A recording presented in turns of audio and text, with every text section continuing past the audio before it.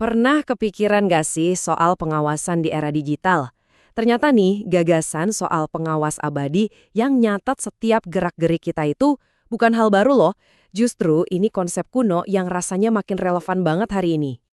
Ya, kita semua tahu lah ya, setiap klik, setiap postingan, setiap komen kita di internet itu ninggalin jejak yang nggak bisa dihapus.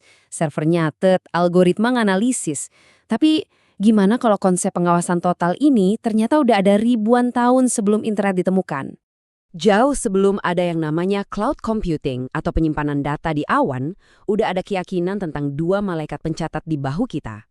Mereka ini mendokumentasikan semuanya, mulai dari niat, kata-kata, sampai perbuatan. Yuk, kita kenalan lebih jauh sama mereka? Oke, sekarang kita bakal bedah lebih dalam lagi. Siapa sih sebenarnya para pengawas abadi yang kita maksud ini?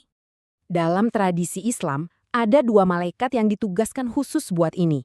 Namanya Rokib dan Atid. Coba bayangin, mereka ini kayak duo pencatat kosmik. Malaikat Rokib, yang posisinya ada di sisi kanan kita, tugasnya mencatat setiap perbuatan baik. Sementara itu, malaikat Atid, yang ada di sisi kiri, mencatat setiap perbuatan buruk. Nggak ada satupun yang kelewat. Dan ini bukan cuma cerita loh ya. Keyakinan ini tuh berakar kuat banget di dalam Al-Quran. Ayat ini misalnya dengan jelas banget bilang kalau nggak ada satu kata pun yang kita ucapin tanpa ada pengawas yang selalu siap buat mencatat. Ini adalah gagasan tentang akuntabilitas yang total. Nah, Rakib dan Atid ini sebenarnya bagian dari sebuah tim yang lebih besar. Biar lebih kebayang, yuk kita lihat konteksnya dengan mengenal 10 malaikat utama dalam Islam. Jadi, totalnya ada 10 malaikat utama yang wajib diimani. Ini penting, karena ini nunjukin betapa terstrukturnya tatanan alam semesta dalam keyakinan ini, di mana setiap malaikat punya peran yang super spesifik. Yang pertama, dan mungkin yang paling sering kita dengar ya, malaikat Jibril. Dia ini sang pembawa pesan.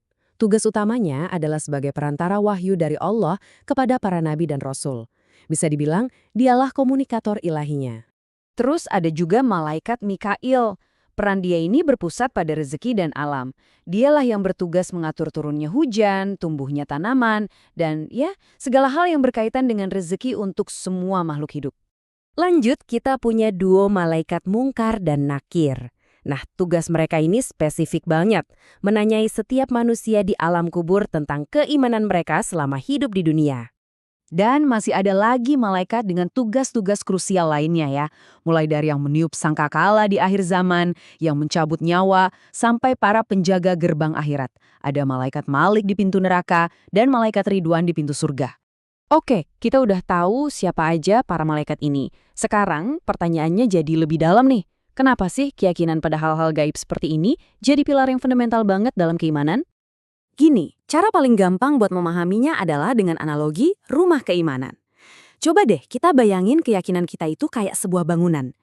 Iman itu pondasinya, keyakinan yang tertanam kokoh di dalam hati. Terus, Islam itu adalah dinding dan pilar-pilarnya, yaitu amal ibadah dan aturan syariat yang kita jalanin. Nah, yang terakhir ihsan. Ini adalah atapnya, puncak spiritualitas yang melindungi dan menyempurnakan seluruh bangunan itu. Jadi, apa itu ihsan? Gampangnya gini, ihsan itu adalah puncak spiritualitas. Ini adalah sebuah kondisi batin di mana kita bertindak dengan kesadaran penuh bahwa Allah itu selalu mengawasi. Fokusnya bukan lagi cuma apa yang kita lakukan, tapi bagaimana kita melakukannya dengan kualitas terbaik. Dan definisi paling kena soal ihsan ini datang langsung dari Nabi Muhammad SAW dalam sebuah hadis yang sangat terkenal. Beliau bilang, ihsan itu adalah engkau beribadah kepada Allah seolah-olah engkau melihatnya. Dan jika engkau tidak mampu melihatnya, maka yakinlah bahwa Dia melihatmu. Wah, ini benar-benar esensi dari kesadaran ilahi. Oke, sekarang gimana caranya kita nyambungin semua ini? Gimana konsep ihsan dan keyakinan pada malaikat pencatat ini jadi relevan, bahkan krusial di era digital kita sekarang? Latihan spiritual untuk terus menjaga kesadaran akan pengawasan ilahi ini dalam tradisi Islam dikenal sebagai murakabah.